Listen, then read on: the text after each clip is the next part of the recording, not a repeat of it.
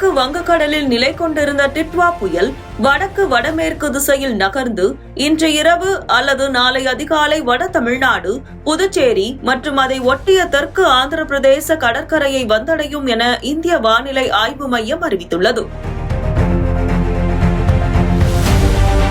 புயலின் நகர்வு நிலவரம் குறித்து இந்திய வானிலை ஆய்வு மையம் வெளியிட்டுள்ள தகவல் படி, டிட்வா புயல் கடந்த 6 மணி நேரத்தில் மணிக்கு சுமார் 8 கிலோமீட்டர் வேகத்தில் வடக்கு வடமேற்கு திசையில் நகர்ந்து வருகிறது. இன்று காலை 5:30 மணி நிலவரப்படி புயல் வடக்கு இலங்கையின் கடலோர பகுதியிலும் அதை ஒட்டிய தென்மேற்கு வங்கக்கடலிலும் மையம் கொண்டிருந்தது.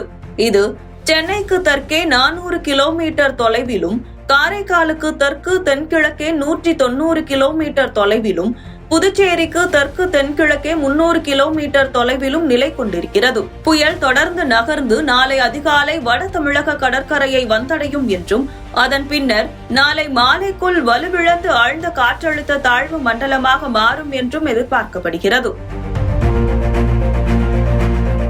டிட்வா புயல் காரணமாக தமிழகம் மற்றும் புதுச்சேரியில் மிக கனமழை பெய்யக்கூடும் என்பதால் கடலூர், மயிலாடுதுறை, விழுப்புரம், செங்கல்பட்டு மற்றும் புதுச்சேரி ஆகிய பகுதிகளுக்கு ரெட் அலர்ட் எச்சரிக்கை விடுக்கப்பட்டுள்ளது.